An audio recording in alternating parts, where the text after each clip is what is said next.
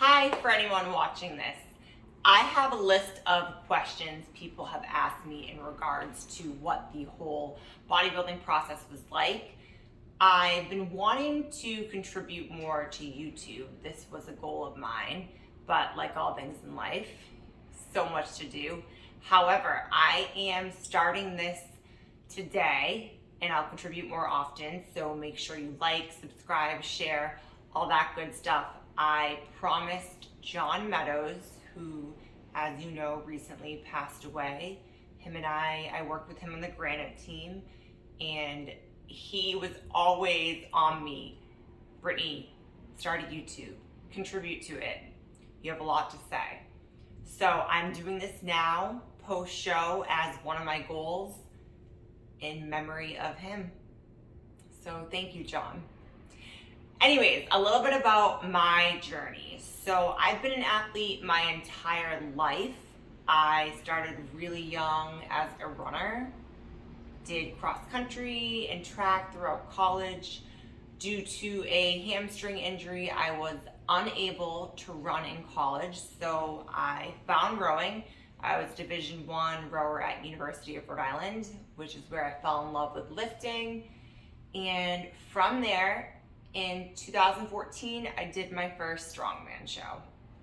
Absolutely fell in love. That's a whole nother YouTube.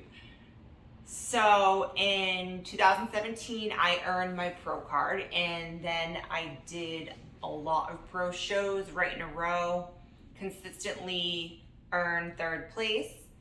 And I always wanted to try bodybuilding.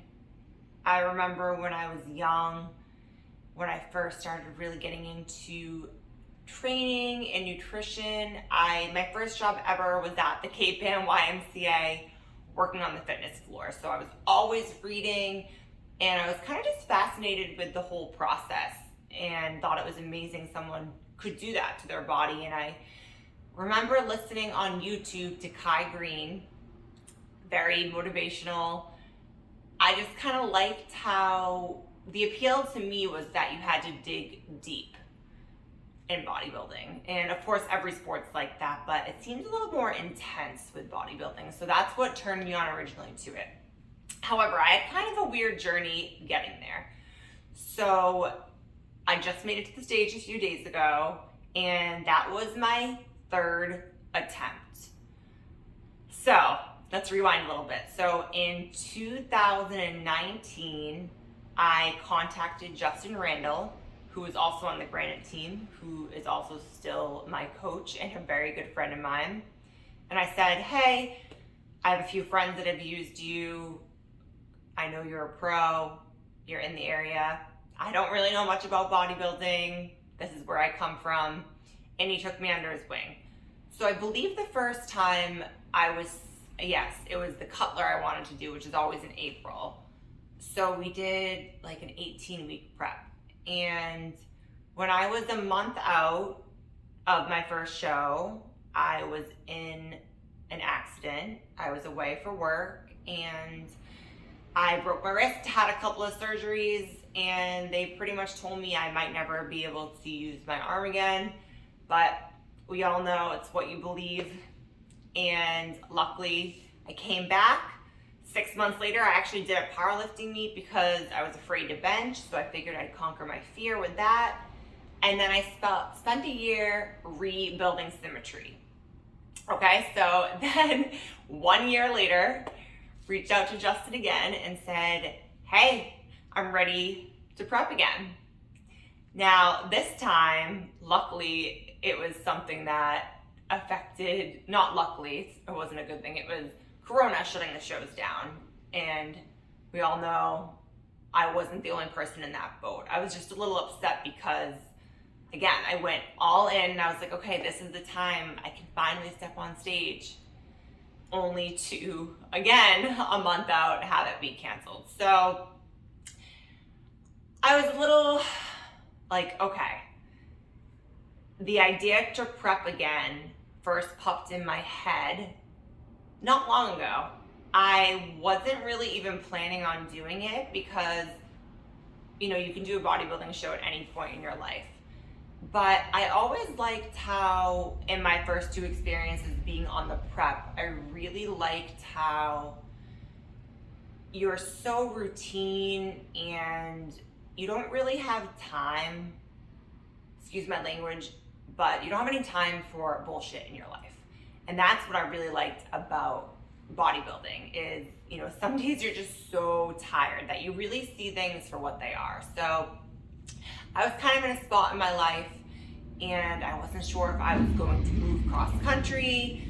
My career was taking off on multiple directions, but I still felt kind of all over the place. And I was like, you know what? I want to do something that is going to bring me focus and drive.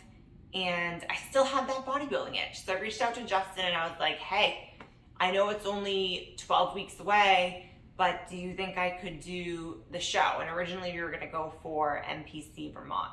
He said, send me some pictures in the morning. I'll see where you're at. So I sent him pictures on a Sunday morning and he said, all right, well, it's going to be hard because we only have 12 weeks, but you keep in shape year round, so we're good to go. So that's kind of how it started. And this prep was so much different than my other 2. The other 2 started off very easy and then progressively got hard. This prep started off very, very difficult. It wasn't until the last 5 weeks that I actually started seeing the process change for me, my body physically finally changing and everything clicking. So it was hard in the beginning and then easy towards the end. And I want to use the term easy very loosely because obviously it's still hard. So that's a little bit about how I got here. Now, to answer some of the most common questions I received, a lot of them came from other strongman athletes and strength athletes. So one of the questions was, did this impact my strength and my ability to compete in Stongwoman? No, absolutely not. I would say it only helped it. I personally feel better physically than I have in years. My body feels better, my joints feel good just from taking some time off of heavy deadlifting specifically. That's always been an area of mine with some back issues. So it's been really nice. That feels good. And I was actually hitting upper body PRs when I was like 10 days out. So definitely didn't affect my strength. It only helped me work on weaknesses, especially because I would say in strongman, the overhead press is something I was lacking in. So to do, more upper body work multiple times a week, more hypertrophy only helped. How did you mentally prepare being judged by how you look versus objectives such as lifts? So that was something that in the beginning, I did think that was weird too, but I went into it with a mindset that I don't know what the judges are looking for. I can only present the best package that I know I'm capable of. And truth be told, I didn't really care not that I don't care what the judges were gonna say, but I knew that when I showed up that day, that was the best look I could bring. So I guess that answers the question. It's different, but there's also human error in strongman judging too. So this goes to show you don't know what can happen. Anything can happen on show day or contest day, right? Training changes. I pretty much trained the same way, except I wasn't as reckless with training and I removed deadlift in the last 4 weeks of bodybuilding competition. I just took out deadlift because number one, it is so taxing on the CNS and body as a whole. But number two, for me, again, low back, like most people, we all have herniated discs. Probably have one, you don't even know it. But there are times when deadlifting, even with perfect form, I just don't know how it's gonna irritate my back. So I didn't wanna risk anything, so I cut that out. Training was a little bit shorter especially on days when I had longer cardio sessions. I didn't have the energy to be in the gym for 90 minutes lifting, and that's also not necessary. At this point, I wasn't trying to build muscle, obviously. That was done years prior. I was trying to shed body fat to show my hard-earned muscle. So that's pretty much it. I usually train 5 days a week, whether that's for strongman or bodybuilding, so that didn't change much. How did my diet change throughout the process? So obviously, as the weeks went on, I was in more of a caloric deficit, but we tried a few different things. My body was actually being really stubborn this time around. I mentioned it earlier that the first 2 preps were easier in the sense of everything adhering and my body looking better every check-in, but I was kind of stagnant with this. We ended up doing, again, this is from Justin Randall. I did my training, he did all my diet, nutrition, and cardio protocol. We ended up doing a lot of carb cycling. So we would do like 2 days very low or 0 carbs, and then 1 day of carbs. And that worked really well for my body. And again, everything just started clicking, and that's pretty much how it worked. Where do I start with diet if I don't know anything about bodybuilding? So I would say you don't want to just jump into bodybuilding. You definitely want to have a history of, fitness and knowing your body. I have been, I don't want to say obsessed, but I've been very aware of my diet, nutrition, and my data for years. I started getting fascinated with this, like I said, when I was a young kid. So I know what works for my body food-wise.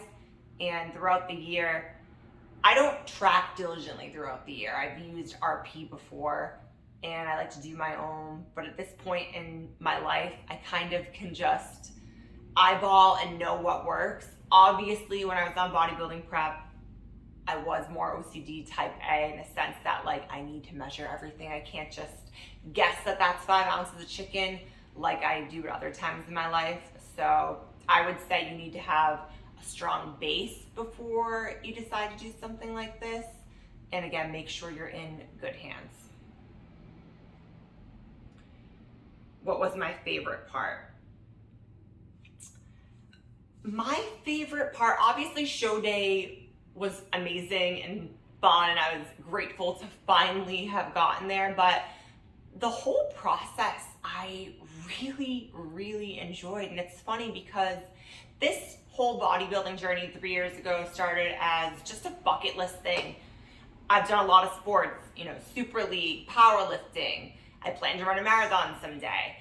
I just like to give myself new challenges. I feel like, of course, they physically challenge me, but mentally they challenge me as well. And the mental challenge with bodybuilding was something that I really fell in love with, but also along the process, you really learn things about yourself, what you can handle, and just how to prioritize. I kind of am a type A OCD person year round, but what bodybuilding taught me is that I need to let go a little bit. And the more I let go and tried to remain stress-free, the better I felt and the better my body looked. And being calm is something that I've been working on my whole life. So, for example, my house might be a little bit of a clean freak, and I like to have everything in a row. And on bodybuilding prep, some days, your time management, work, and other obligations, you don't have time to do anything. So I was able to just learn to take a deep breath and be okay accepting where I was. And that was probably my favorite part, that it taught me just how to be calm and be more present and mindful. Okay, what other? The vulnerability of getting on stage. How did I conquer that? Great question. So when I first started, the thought of actually getting on stage naked, basically, kind of scared me. But then I looked back at what I've done for other sports, and one thing that I've always done is I create mental movies. I'm big on this. My clients know this. So I like to picture myself and visualize this in detail, succeeding far before the event takes place in as much detail as possible. So although I was a little nervous, I already saw myself on stage. I saw myself being able to obtain that low level of body fat, because obviously what I look like on show day is only temporary. But I've seen people do it, and I knew if other people could do it, that I could do it too. And I think that's the biggest thing. If I could give any advice, it's just, you have to believe in yourself. You have to put the work in, of course, but you have to believe you can do it. Because getting to that level of low body fat isn't comfortable, and it is difficult. But again, you just have to believe you can do it. I know it sounds corny, but it's true.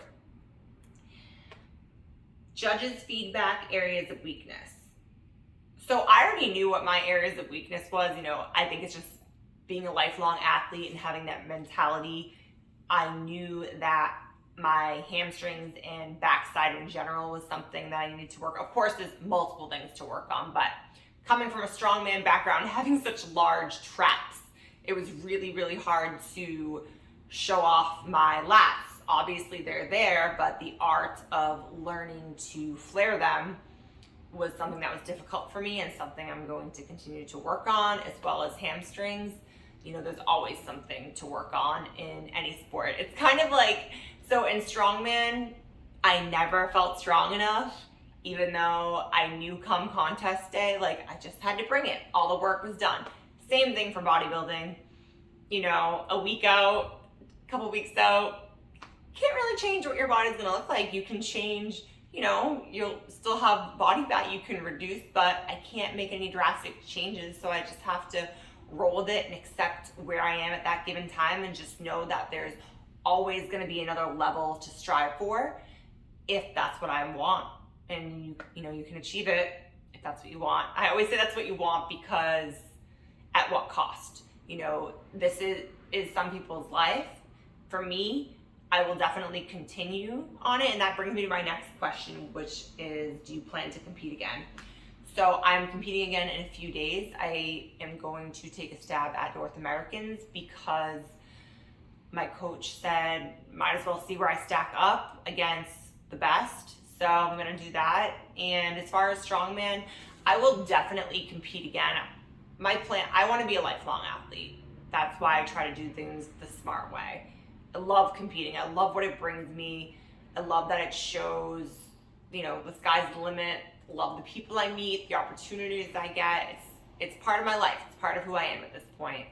And I will definitely compete in multiple sports. Like I said, I want to do a marathon someday, but bodybuilding right now is something that I really am enjoying. I feel very healthy, and I'm enjoying the ride. I definitely won't be one of those people that competes one after the other. My end goal is always overall health. So I want to take a nice off season, work on some of my weaknesses. And the cool part with strongman and bodybuilding together is I can do more of the strongman in my off season for bodybuilding. So I believe the two pair well together. You can benefit from both of them. Okay, so what did I do on the really hard days? A lot of people ask something similar to that. So in any prep for any sport, there's going to be good days and bad days. For bodybuilding, the hard days for me were just, obviously hunger is part of it. That's just part of the process. You're gonna be hungry sometimes. But what really got to me was on the days I couldn't sleep. And I've heard that from a lot of people. And it's like you're sitting there in bed I know I need to be sleeping. I know I need to be sleeping. And you start thinking overthinking. There were some nights I think I got 2 hours of sleep. And there were other nights where I was able to manage a whole 8. It just kind of depended, I guess. So that was definitely tough, the sleep aspect, because, you know, you're still, I remember there was one morning I was doing cardio. I barely slept the night before. And I felt like I was gonna throw up just because I was so tired. So that part was definitely hard. But what can you do? You know, you learn to conquer it. And one thing I kept telling myself for the prep on those hard days was, this is a choice and this is actually a luxury, because I can move my body, especially having been injured so many times.